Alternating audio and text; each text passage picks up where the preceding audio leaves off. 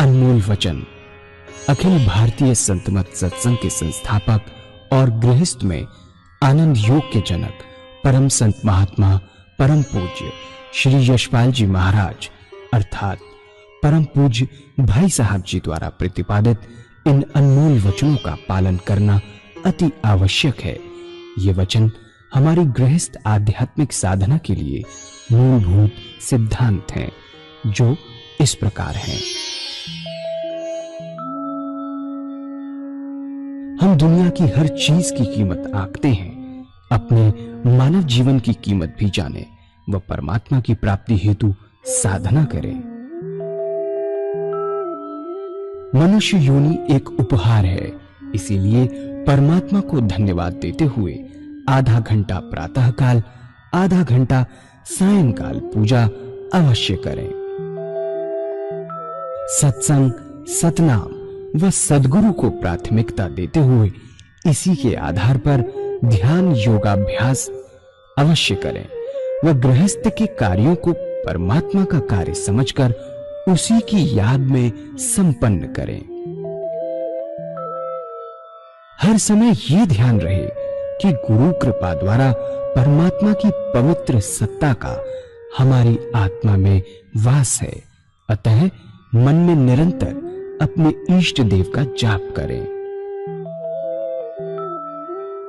मान सम्मान की इच्छा न करें व अपमान से दुखी न हो। परमात्मा के अतिरिक्त किसी और का भय न करें। दूसरों की बुराई न करें, न सुने, सत्य व मधुर बोलें, अश्लील शब्द मुंह से ना निकालें, सभी से नम्रतापूर्ण व सुंदर व्यवहार करें।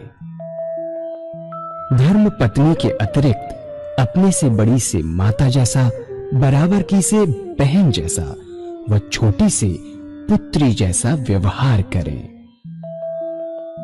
सांसारिक जीवन यापन की आवश्यकताएं अंतहीन है, इसलिए अधिक से अधिक समय सत्संग में व धन परोपकार में खर्च करें।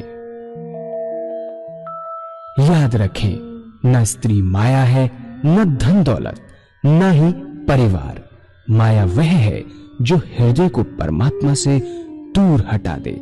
अतः निरंतर सत्संग और सद्गुरु की शरण में रहने का प्रयास करें।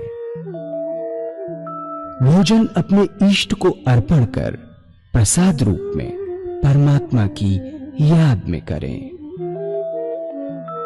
रात्रि में सोने से पहले अच्छे बुरे कार्यों का आत्मनिरीक्षण कर उसका समुचित पश्चाताप करते हुए ध्यान करें व प्रभु की गहरी याद में ही विश्राम करें। परमात्मा तू ही है, तेरी इच्छा पूर्ण हो।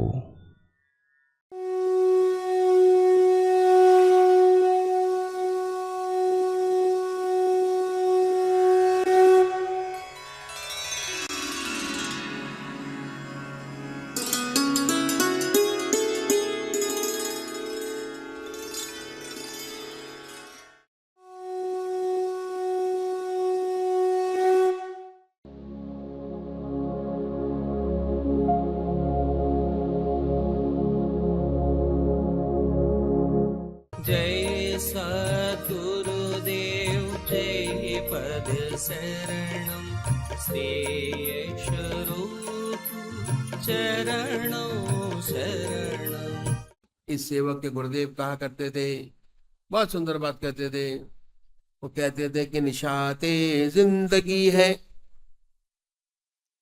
निशाते जिंदगी है, जिंदगी का यूं बसर होना। निशाते जिंदगी में जिंदगी से बेखबर होना सबसे ऊंची जिंदगी है। दुनिया के सारे वैभव आपके पास मौजूद हैं, लेकिन इसका एहसास ही नहीं। उन सब वैभवों को का रत्तीभर एहसास नहीं। उसका हृदय तो निरंतर अपने आत्मा के रस को चूसता रहता है, उसका मन तो अपने आत्मा में लगा रहता है, उसी आनंद को निरंतर लेता रहता है। ये है सच्ची जिंदगी। ग्रह उजाड़ एक सम लेखो, भाव मिटाऊं दूजा एक बतौर। आज सेवक ने प्रवचन में बतलाई कि गीता में साधक की दृष्टि से चार विशेष बात जरूरी है। पहला, आहार की शुद्धि। दूसरा, विहार की शुद्धि। तीसरा, अभ्यास। आहार की शुद्धि आपको बताया, विहार की शुद्धि आपको बताया, अभ्यास के बारे में आपको बताया। चौथा है वैराग। वैराग का मतलब हम लोग गलत समझते हैं। वैरागी हम समझते हैं कि जो जंगल में जाके बैठ जाए, नौकरी व्यवसाय छोड़ दे, बीवी बच्चे छोड़ दे, जंगल में जाके बैठ जाए, उसे हम वैरागी कहते हैं।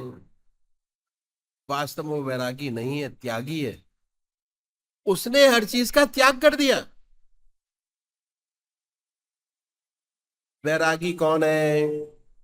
वैरागी वो है जिसके हृदय में परमात्मा की गहरी याद है, सिवा उसके इधर उधर उसका मन नहीं जाता। अगर आप पूजा में बैठते हैं और सच्ची पूजा आपसे बनती है, तो आपका चित्त परमात्मा में एकाग्र हो जाता है, दूसरे विचार नहीं आते। जब दूसरे विचार नहीं आएंगे,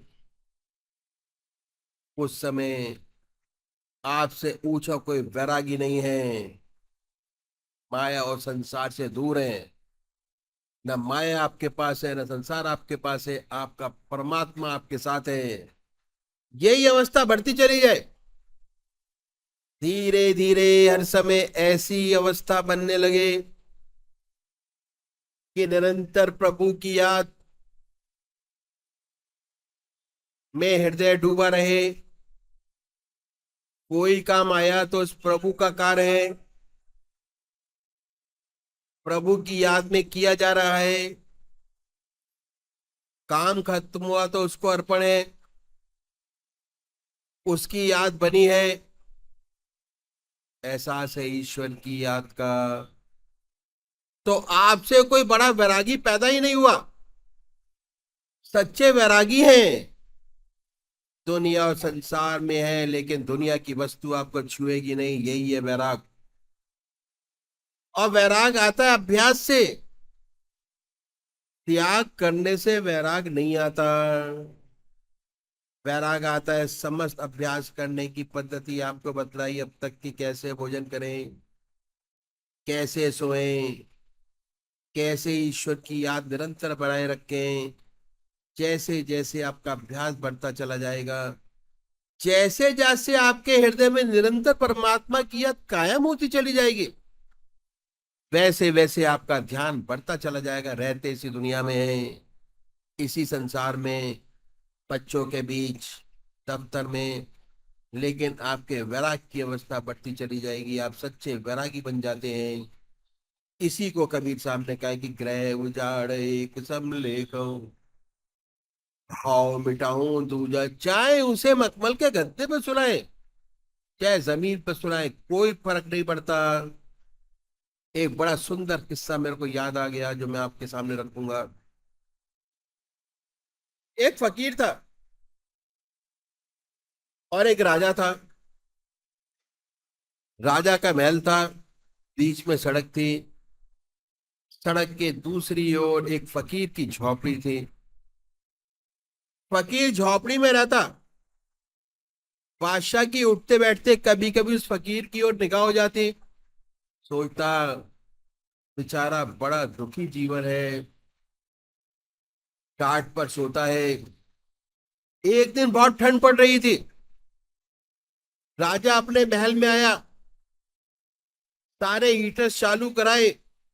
उसके बाद पतली पतली रजाइयां, एक रजाई, दो रजाई, तीन रजाई। हालांकि रजाई ओढ़ते ओढ़ते 20-22 नंबर तक पहुंच गया। एक रजाई एक के ऊपर दूसरी पड़ती रही सर्दी से बचने के लिए। राजा की निगाह नीचे पड़ी, फकीर की झोपड़ी में गई, तो क्या देखता है? वो फकीर एक लक्कड़ में आग लगाई, उस लक्कड़ के सामने बैठे और ध्यान में मस्त है। राजा ने सोचा आज फकीर कितनी परेशानी में होगा ठंड के कारण। और इस थोड़ी देर बाद राजा को भी नींद आ गई और सो गया। इसे होश नहीं रहा कि हीटर चालू है कि नहीं, सर्दी है कि नहीं। जब सो गया तो क्या पता, थोड़ी देर बाद उस फकीर को भी नींद आ गई। वह भी लक्कड़ के पास लेट गया, एक टाट बिछा हुआ था, ओढ़कर लेट गया दूसरा टाट। उसे क्या पता, गहरी नींद आ गई। कब लक्कड़ बुझा, कब हीटर्स की गर्मी कम हुई, ना इसको पता ना उसको पता।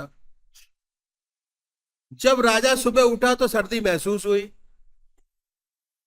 एक बार नीचे देखता है कि एक टाट पर वह फकीर सोया हुआ है, एक ओढ़े हुए है और लक्कड़ बुझा हुआ है।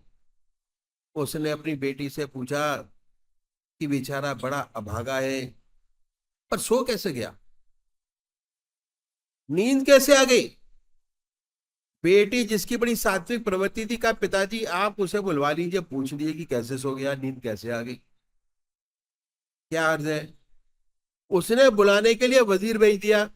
गया, कहा आपको राजा साहब ने याद किया है। मैं उठा और कहा अभी 1 घंटे बाद आऊंगा। 1 घंटे बाद राजा साहब की खिदमत में हाजिर हो जाऊंगा। वजीर गया और बताया कि वह 1 घंटे बाद आएगा। राजा को बड़ा गुस्सा आया कि मैंने उसे बुलाया था, फौरन भागना चाहिए था, कहता है कि 1 घंटे बाद आएगा। बेटी ने कहा महाराज ठीक ही तो है, अभी तो उठा है, शौच जाएगा, मुंह हाथ धोएगा, दातन कुल्ला करेगा, तभी तो आएगा, टाइम तो लगेगा। राजा शांत हो गया। 1 घंटे बाद मुंह हाथ धोकर वह फकीर आया, आकर राजा साहब के महल में पहुंच गया। बेटी ने दरवाजा खोला, बुलाकर अंदर बैठा लिया। राजा ने उससे प्रश्न किया कि रात बेटा कैसी कटी। फकीर ने बड़ा सुंदर जवाब दिया कि कुछ तुझसे अच्छी और कुछ तेरे जैसी।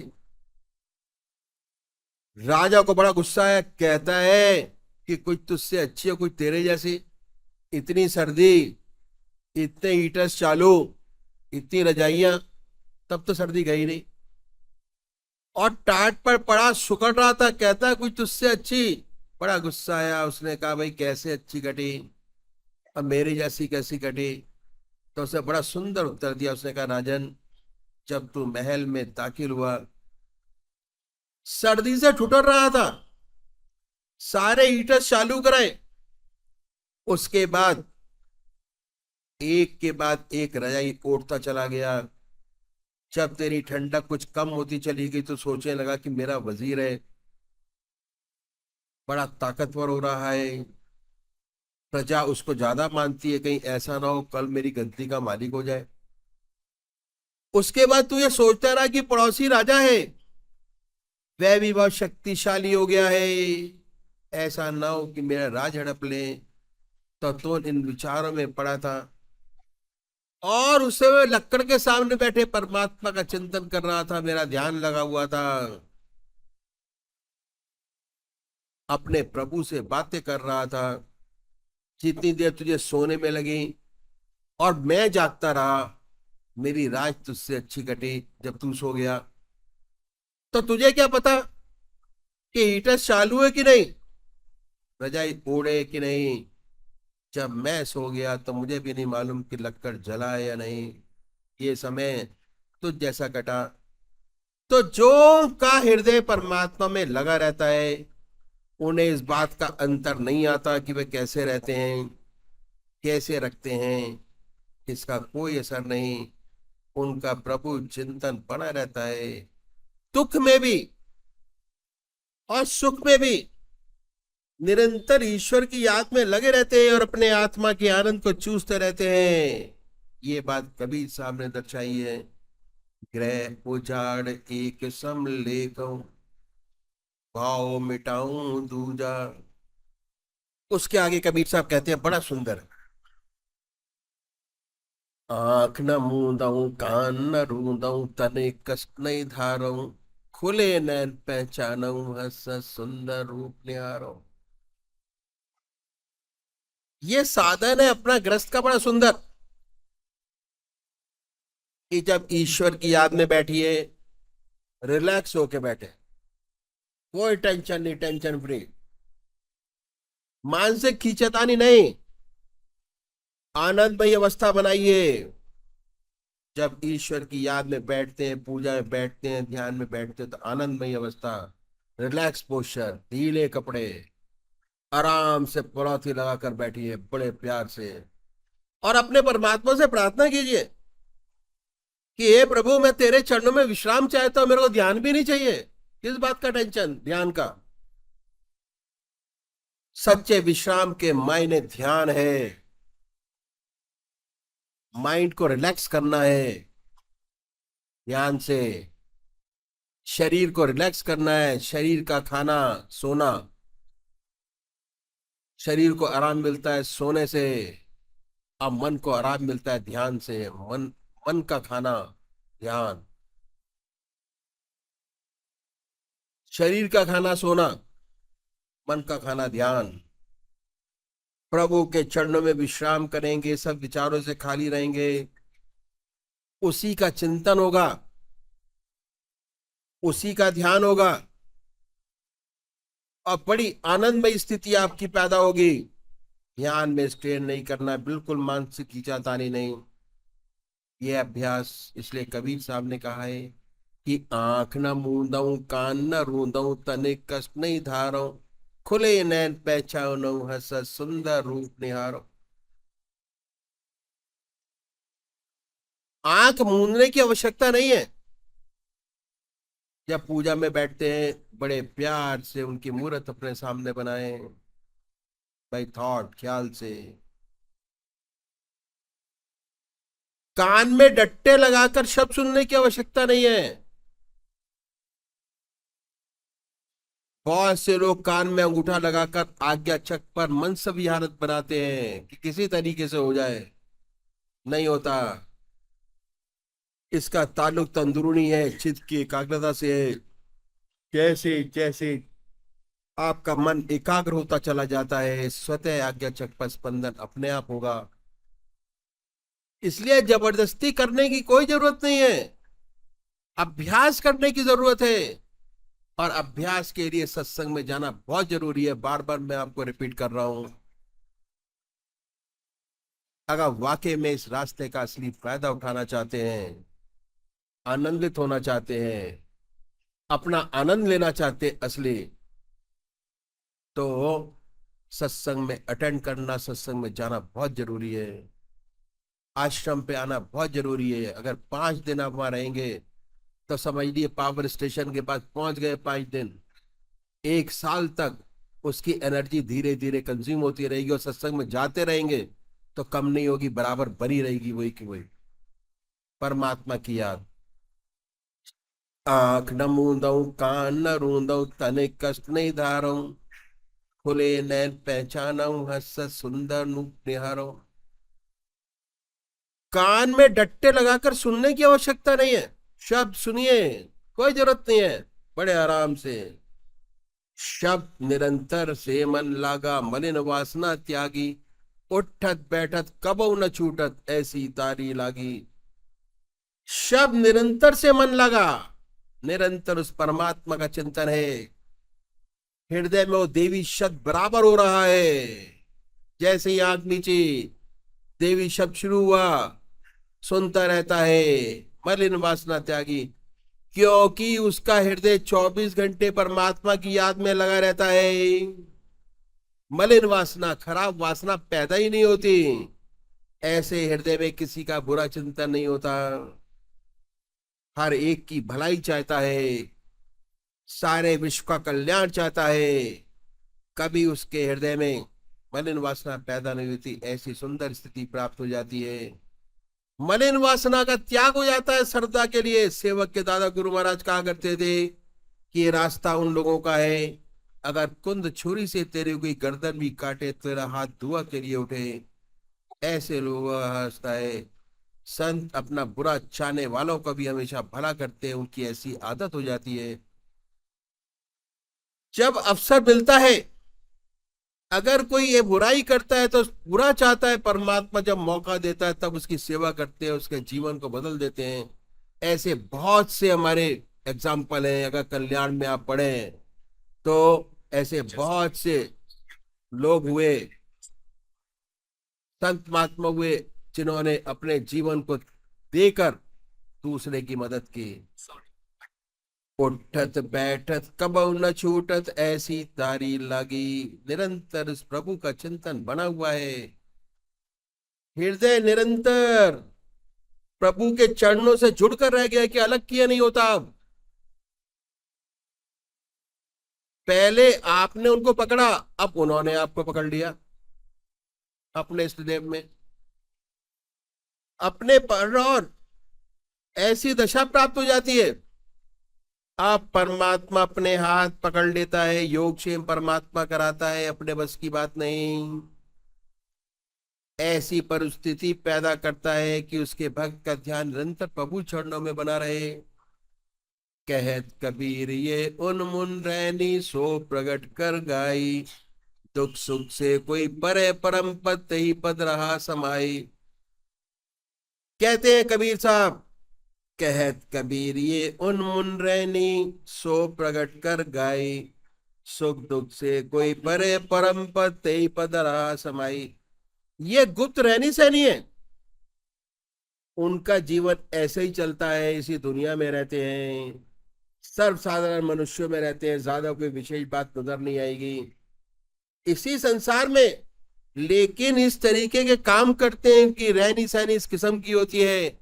सुख दुख से कोई परे, परम पद तेई पद रमा समाई। सुखाया भगवान की अर्पण हो गया। परमात्मा का कोटिश कोटिश धन्यवाद है प्रभु। आप मालिक हैं,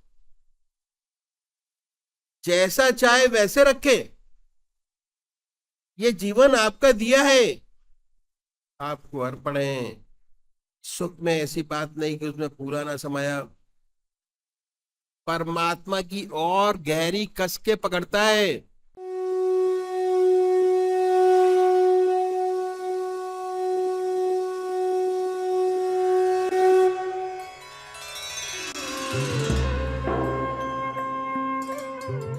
ध्यान योग के कार्यक्रम आनंद योग से निशुल्क जुड़ने के लिए संपर्क करें 9810239677।